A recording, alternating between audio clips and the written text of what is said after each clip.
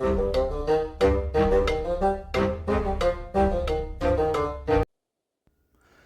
and welcome back to the Critically Curious. I'm a Monk, and today, yes, we are back inside Crusader Kings 3. Now, for anyone that doesn't know, this is a beginner's guide. This is an unedited beginner's guide. I'm kind of like getting you guys to join me within a let's play. We're going to go over the next kind of 3 generations of our family so we can kind of get an idea of everything and most of the mechanics within the game. We're going to be breaking down everything. I feel like it's the best way to show you what this game really has to offer like that, to show you the mechanics as they pop up within a playthrough, and it gives you an idea of how to move through your playthrough a little bit better too. Now, one of the things I spoke about in the last episode, I feel like we need to speak about a little bit more. So we spoke about domain limit and how, for instance, right now we own 4 provinces. We're only allowed 3 provinces. Now, what this means is that is the accepted amount of domain that I should have given my title. Now, I'm a lowly guy. I'm only a chieftain, for instance. I don't hold a particularly big title. If I was to get a bigger title, perhaps even a king or an emperor, for instance, they're like the bigger titles in the game, obviously, they come with an increased domain limit. But what a good idea is to spread your titles, spread your fiefs and your land amongst your kingdom, because after all, you're building up a kingdom. These council members may be serving you, but they essentially are a part of your kingdom. Therefore, making sure that your council are happy, maybe even giving them land if they're unlanded. For instance, our steward, he's unlanded, so if he had a piece of land, he would be exceptionally happy with you. Now, there is a problem with that. Another thing to consider, and that consider is that we are a lowly title. If we was to give our steward a piece of land, let's try and do so, he would actually be on the same rank as us. What that means is we're not a high enough title ourselves yet to give land. Because, for instance, if we was to give him this, you can see it says on the right hand side, becomes independent due to their rank now equaling yours, which is kind of a huge problem. Now, yes, we do relieve the problem of having more provinces, but that piece of land then becomes independent. We don't want that. So keep an eye out for that kind of thing, because managing a domain is really important. I would recommend giving it amongst your own family if you're able to. Right now, our daughter, our son, they're too young to own and to master land, so we're going to forget that for now. Now, let's have a look. I would like to increase the land we have once again. I feel like we've done pretty well in that last battle. Ooh, hello. Someone looks rather weak. We'll have a look at him because I believe we outnumber him, but there's a couple of things I want to do beforehand. I would like to look at my army and possibly create... Let's see, we've got archers and we have... Is it pikemen? No, I think light footmen I think we have. Now it does cost prestige in order to do so. I think I'm going to create some horsemen.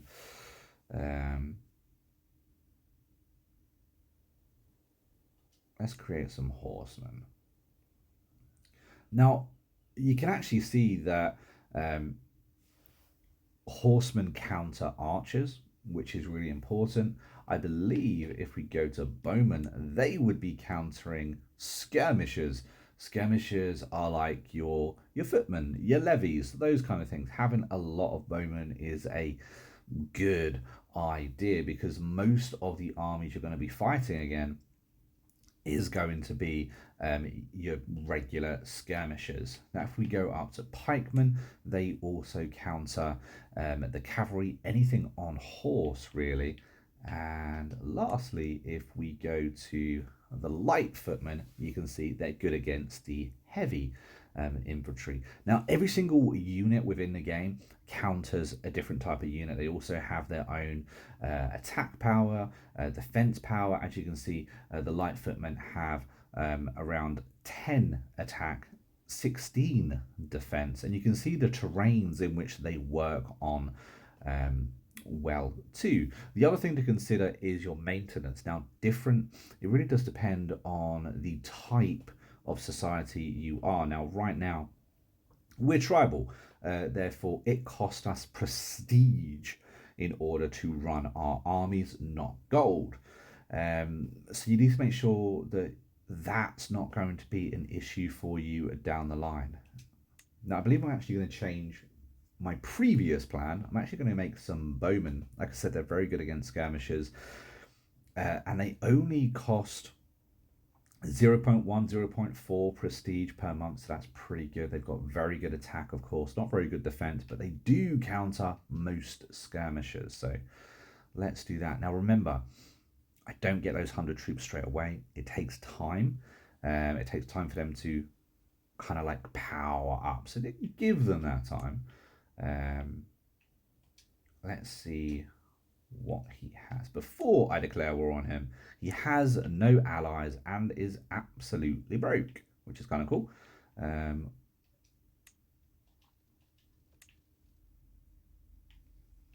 So I'm going to give that just a few seconds to tick over, just because I kind of want my my new regiment to fill up. Might take a little bit of time. I think that's about a month gone by. Let's see how we're doing. We're halfway there. That will do. After all, we don't want to waste too much time. He's actually in prison, which is really problematic for him. He must be at war with someone. Something bad's going on. He is not having a good day. How about that? Let's go over to here and raise all armies. Now, just a little reminder, we are playing on console. This is really a console guide.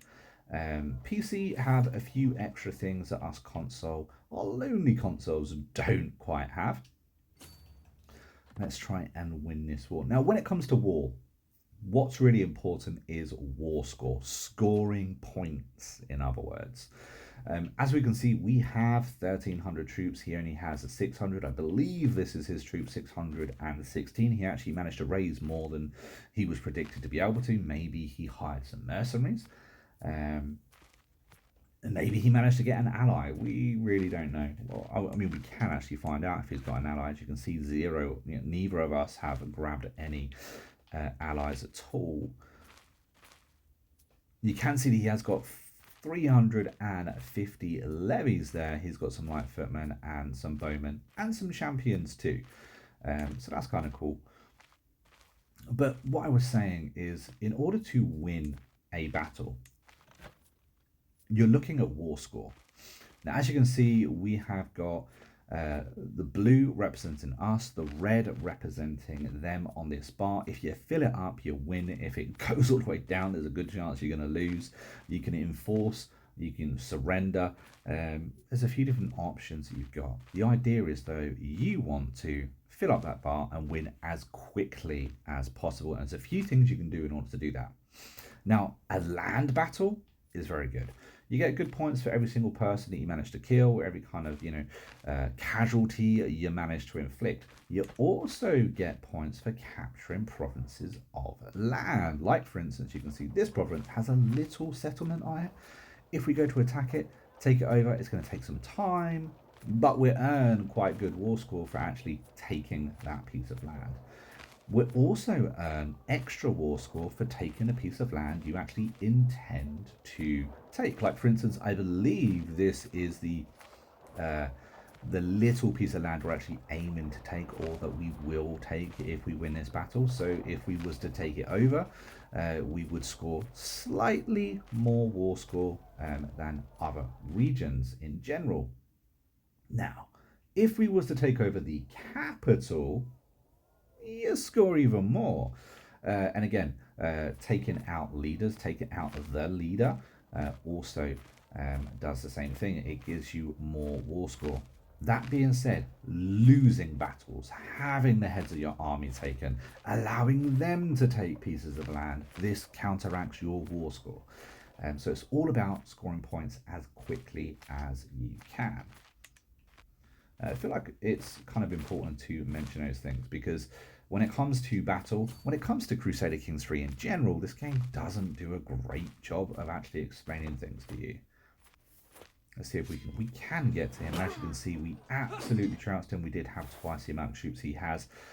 He is retreating, 400 of them managed to escape, which is fair enough. Might be another battle for us there. Let's go over there and try and take his capital. We can also check on the old war score, and as you can see, we have gained some war score there, 17% in fact from just that battle on its own. Now we are on times 1.5. I wouldn't necessarily recommend doing that kind of speed unless you are familiar with this game, because things can crop up very quickly. Now we actually got a little bit lucky there in that the retreating army went back home. They had recovered enough for us to attack. We went straight into another battle, straight into another victory. That rarely happens. It's a good idea to keep an eye on that roaming, surrendering army because they are active again very, very quickly. They could go ahead, for instance, and attack our own capital. But we've already got a siege going, so we should be able to do that quicker and faster.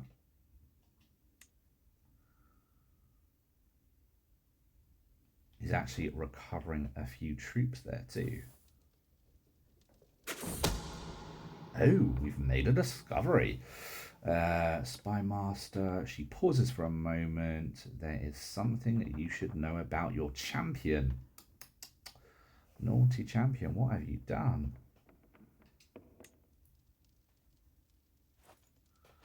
Hey, there we go.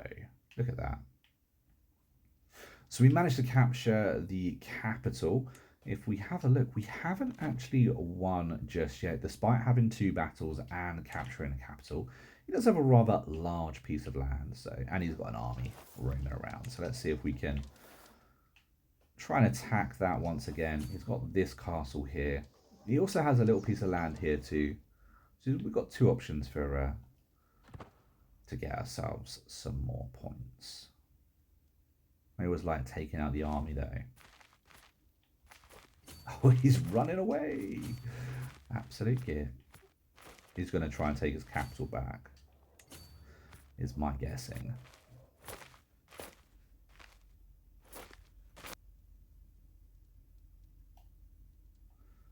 Okay, there we go. And are we are so close to winning that. Let's go down there. Unpause. Otherwise we're going to waste too much time.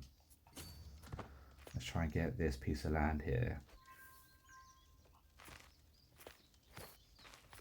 It's going to take us another 8 months, unfortunately. Battles, wars, it takes a lot of time. It really does. Trying to wage multiple wars at once, if you are big enough, is also another good idea. It does take a bit of time to master all those kind of things, though. Did get another perk. Let's see what we're going to get this time. Vassal tax contribution. We don't really have too many vassals at the moment, so that's not really a huge deal. Income during war could be a very good thing for us.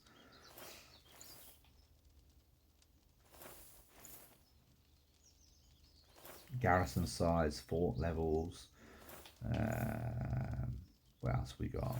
We're not really looking to build at the moment, although building for the future is a really good idea. It really does depend on what you're doing at the time, though, where your kingdom is and the things you have to, like at the moment we're just trying to expand our land, get enough money for a good duchy, you know, those kind of things. We don't need that one either, so let's go for war profiteer because we are going to be a bit of a git.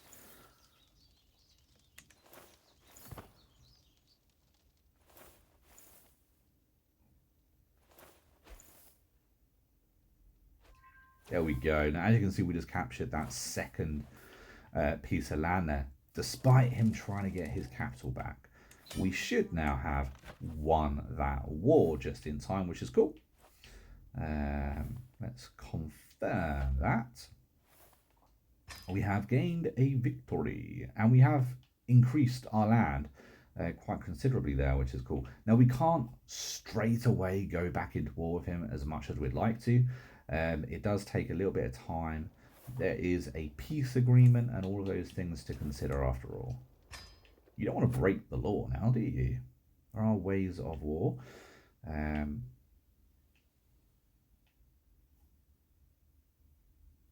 Well, we do have low control over that piece of land, however, which is problematic.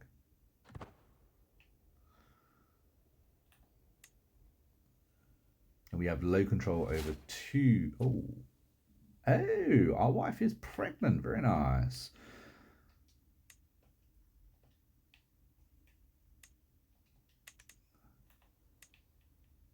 We can declare 6 different wars and create a duchy. Now, we do want to create a duchy. The problem with that is we don't necessarily have the money to do so. We need 125 gold pieces in order to do that. Like I said, we just don't have enough money, unfortunately.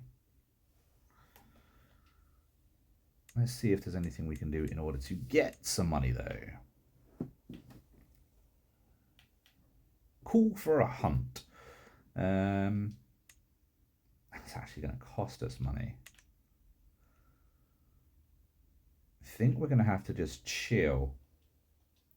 Chill for a minute and see what happens.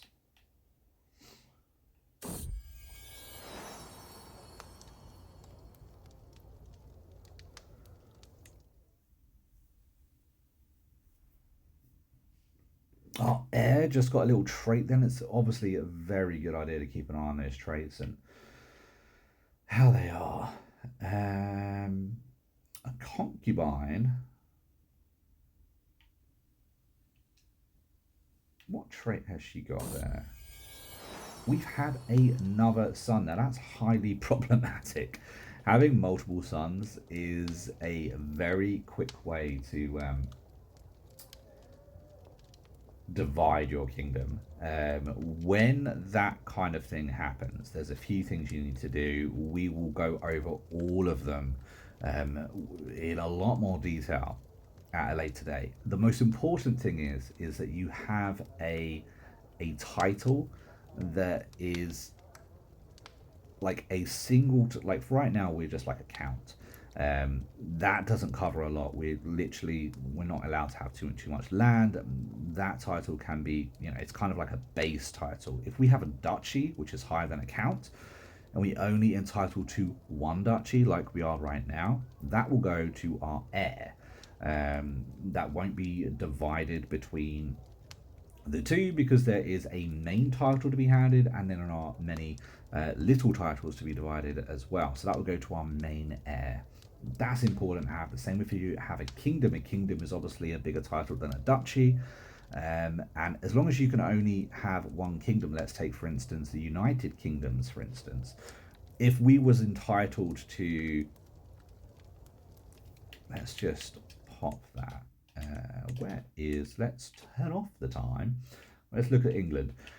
If we was entitled to the Kingdom of England, for instance, but we didn't have the Kingdom of Wales or Ireland or Scotland, then that main title would go down to our heir, and then my second-born son would get a couple of duchies in Wessex, for instance. The problem lies in if we have an active title, England, for instance, but we're able, because we own half of Wales, to create the Kingdom of Wales. Technically, there's 2 titles up for grabs there. So when I die, one son would get the title of England, the main title. One title would get the title of Wales. The problem there lies, those 2 titles are equal. They may not actually be equal in like landmass, but they are essentially equal, and that's when your kingdom would get split. That's a good thing and a bad thing, depending on how you're wanting to play the game. Remember, this is a dynasty game, may not be a big deal, um, but it's definitely something to consider, and we'd go into much more detail later. I also have a video on the channel about Succession if you are confused and want any more details on that. Right now, we are trying to get ourselves a nice little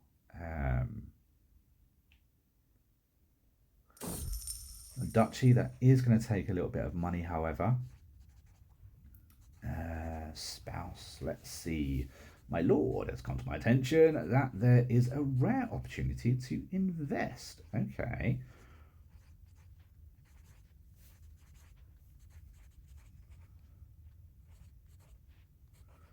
Okay.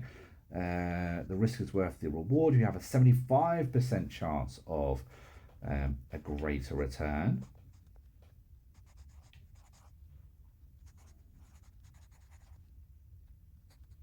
Talking about local affairs is beneath me. No, we do need the money, so we're going to have the risk is worth taking. Hey, it worked. That's quite cool.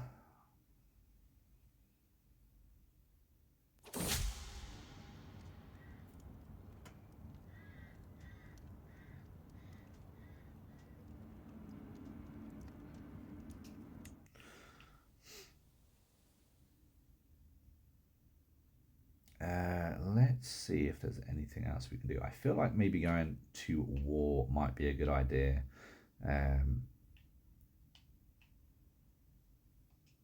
Because we do need a little bit of money. There's a few different things we can do to get money. I don't want to create too many problems, but we're about to sway him though. He's almost completely done, which is good. We can look for a new thing there.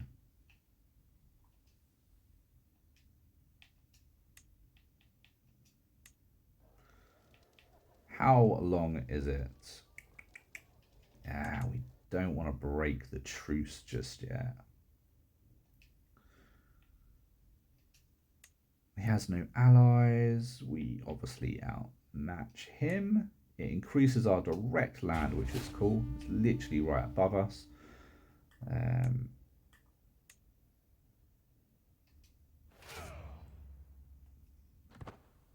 Going raiding might be a good option. I have to look into that after this. We've got 800 troops to our 1200. I'm going to try and do this head-on battle if I can.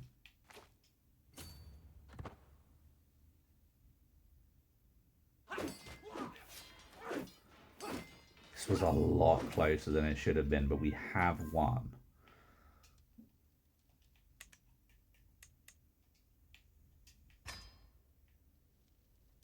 Pop him over there. Try and take on that capital.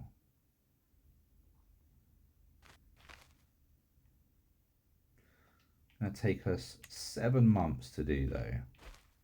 We don't have any siege equipment, which is where there is a problem. You become a head of culture. That's kind of cool. Being a head of culture does allot you a few different things. I just have the LT button. As you can see, we can go over to culture. And it means you can choose your innovations and what you want to work on the most. Right now we're working on this. It's going to take a long bloody time. This is kind of like your tech tree in a lot of senses. I think we're working on ledgers actually. I think we put a little bit of time over here and now we're working on ledgers. This is kind of your tech tree. It takes a long bloody time, these things. It really is for the future. As you can see, we're still tribal. You can go up. In those things, obviously, it will take a long time to actually learn anything. Quilled armor, barracks, moats. These are what we actually want. Let's be honest, it takes 80 years, but having siege equipment is very, very important. So let's do that. I feel like that would be the right thing to do. The right thing to focus on. Obviously, we're unable to make any siege equipment right now. That would be within the military when you're picking your bowmen and stuff like that. Lifestyle choices, we've got another perk. They do come thick and fast. Fearful troops. We get dread. That's kind of not our forte.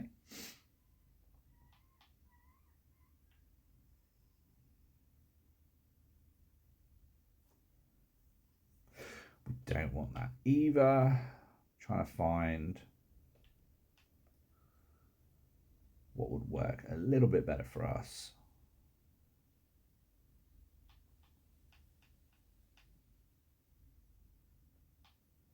Large levies. Levies could work really well.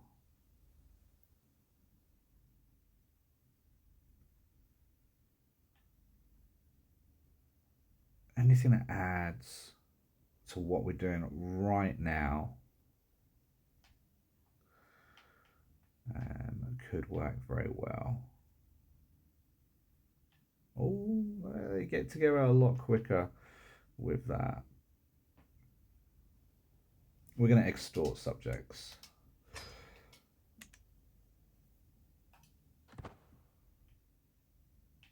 Where is that army? Oh, he's down there attacking our capital to get.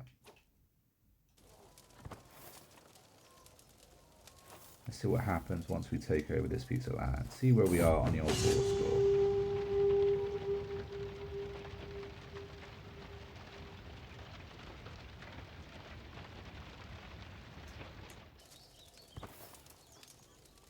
There we go, Kushti, and we got a valuable hostage there, which is very cool.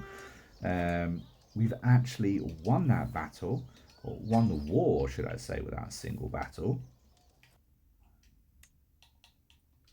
Make sure we disband. We are being raided, which is not good. Neighboring ruler.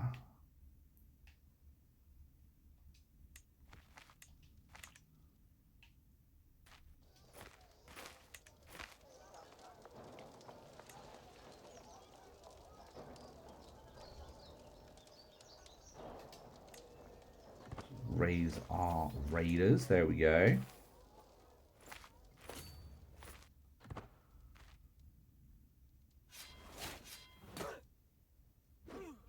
And there we go. We successfully defended against that. Absolute gits. Now, something we didn't do, I completely forgot. We did actually get another son. Want to make sure that they're educated too. Give them a guardian. We was looking at concubines as well. We do have our valuable hostage we could have made. I was looking at her because she has a trait I wasn't familiar with. Possessed. That's problematic. Our spy master is possessed. Problems. Okay, maybe not have children with them. Because that is an inheritable trait. That's a problematic trait. And maybe look into getting a different spy master in the future. Did not realise that. Pay closer attention to your council. Points noted. There are some very funky traits in this game.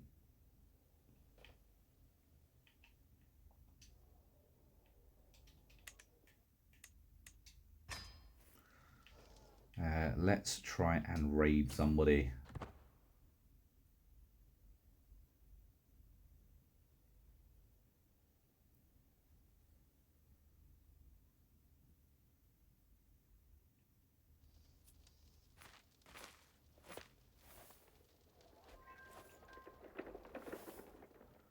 I think that's already been raided. Let's pause the game really quickly and see if we can find...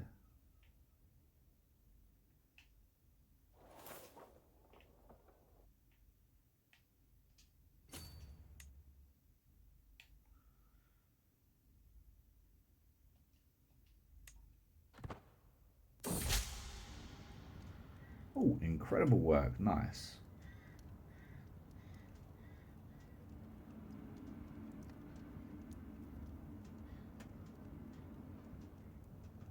Nice. We can now declare war on this kingdom right here, which is very cool. We had another daughter. That's handy. Sons can be problematic. Daughters can be very useful. Of course, if you do ever have too many sons, you can put them in war, make them be a knight, and go along your merry ways that way.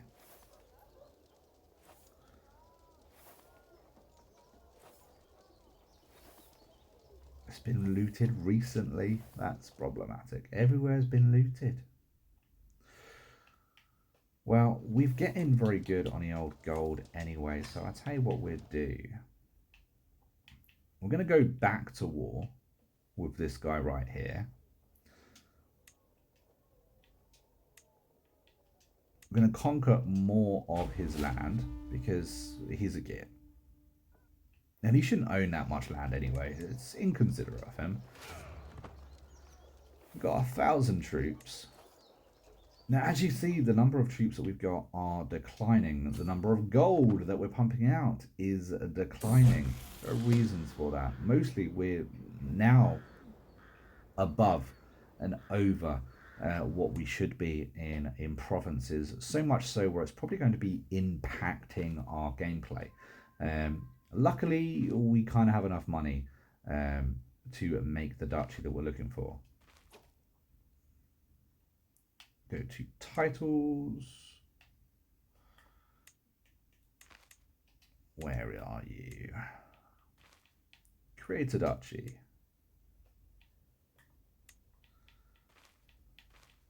Now, this actually gives us quite a lot of prestige. It does cost everything we've got, but it is going to be very, very worthwhile.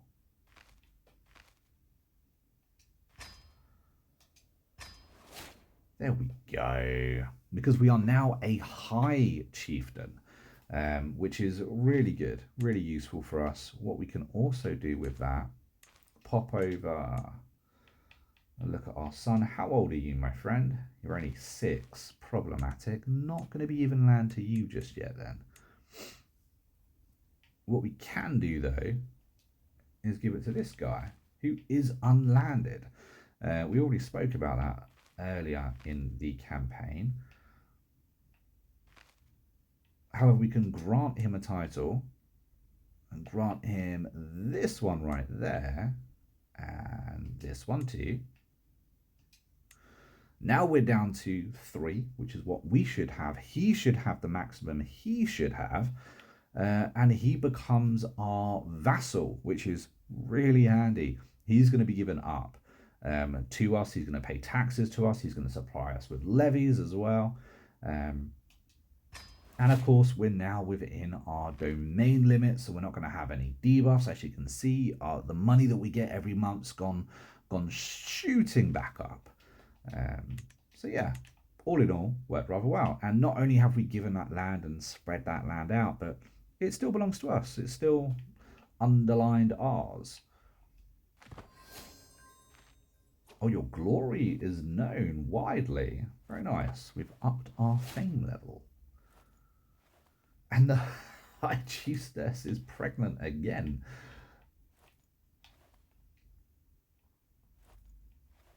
Educate the child, please, sir.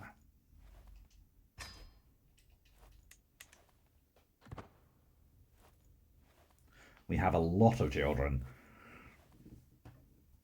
Not a bad thing. The more family you have, the better. One of the worst things that could happen to you and your game is that you can die having no heir whatsoever. If that happens, that's kind of game over for you.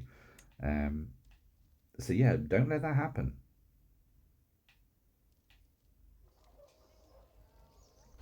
Let's take over another piece of land there. We've got another stewardship perk too. Things are coming thick and fast. And we are on the wrong dude. There we go.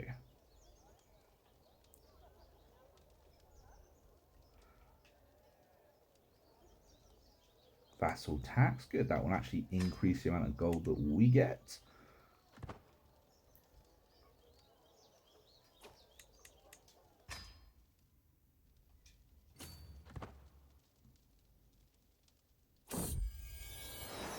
And we got twins. We got twins. We got a...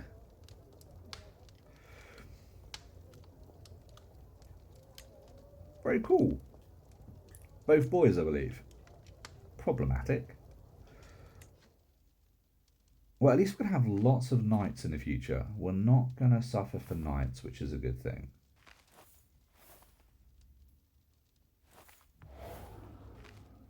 Can fill the army with just my heirs. Not a good idea. Also, the heir that you want to actually be your heir, or perhaps the heir of the game, has, you know, your first son, protect them. You know, you can forbid people to be knights. We mentioned that in episode 1, and it's a very good idea. I just made a mistake there, because this guy got his land back. I should have won that on war score then, but unfortunately I missed it. So let's beat him one more time, which means I probably lost about a year, because that mistake would have been quite costly. So as you can see, it takes another 4 months for me to raid this back. I had to mish across the land for him as well. There we go, make sure we're pausing that. But that's what happens when you're on times speed 1.5. We have... There we go. Victory is ours. But guys, I'm going to end this episode here. I feel like we've done quite a lot. I feel like we've covered quite a lot of ground as well. Let me know if you have any questions down in the comments. I will try my best to answer them. And if I don't answer them in the comments, maybe I can answer them in the next episode as well. We do actually have an active and growing Discord too. If you want to join the community there and chat about how your current campaign is going, feel free to do so. But until next time, I've been a monk, who've been critically curious, and I will see you in the next video real soon. Until then, take it easy and happy gaming.